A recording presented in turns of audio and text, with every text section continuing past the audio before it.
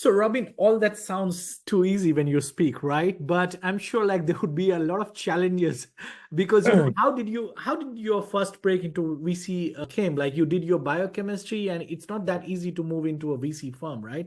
So, Yeah, and our listeners are all like, biotech graduates, PhD students who want to kind of move into that world. So, yeah, just tell us about the challenges or how you carved your, path.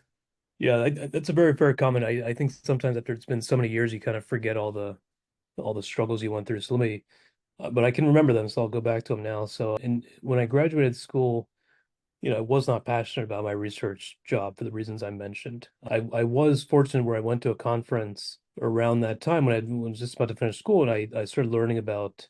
It was a venture capital nanotechnology conference in Pittsburgh, where I was born. Mhm. And I was just in the right room at the right time where I heard somebody speak about venture capital investing, and it just hit me so hard that I couldn't think about doing anything else, period. And so when I wasn't good at talking to people at that point. I was young, I was inexperienced. I doubt my suit fit properly. Like, I didn't have a lot going in terms of professional expertise, but I did want to do that job. And so I just approached the speaker, who's actually now one of my best friends and has invested in all of my companies and was at my wedding. And I just said, I just want to work with you.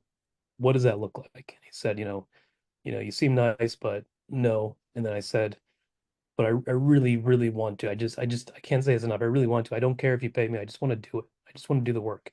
And he said, that could work. You could just be an unpaid intern. And I thought, okay, that's a shot I need. That's the door's open. I'll tell you very candidly, I didn't have any money. So, living, paying rent, buying food was a challenge for many months. There were times where I would eat, at at the end of the cupboard and just hope that it wasn't gonna make me sick. Sometimes it did, but I went through a lot. But I really enjoyed the work. And I think that was the end of it. It didn't matter. Nothing else around me mattered at that point because I really was enjoying my career.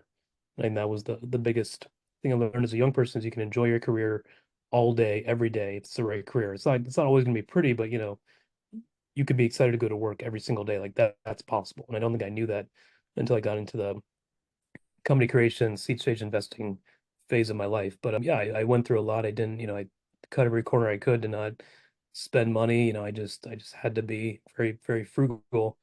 And eventually, I did well enough where I got the fund raised some money. My boss said, you've been working your tail off without pay for many months, and I'm gonna start paying you, a proper salary. And that was one of the best Wow. moments of my life. So I just, Wow. that I've just repeated No. that over and over again in my life. Wow. So, this is a great message, right? Like, if you find something that you're excited about, go volunteer. So it shouldn't be Yeah. about the money in the beginning. Eventually, if you get better at the work, they will pay you, right? And this is what Yeah. exactly happened to you. And how long was that? Like, how long were you slogging or living through frugal means? How long was that period? It was a good 6 months. It probably felt a lot longer because when it's 6 months, you don't know how long it's going to last. And when the check showed up on my desk that one afternoon, it was like you just kind of exhale. But I'll be fair and tell you, it's happened to me multiple times in my career to get to the next thing. Hmm.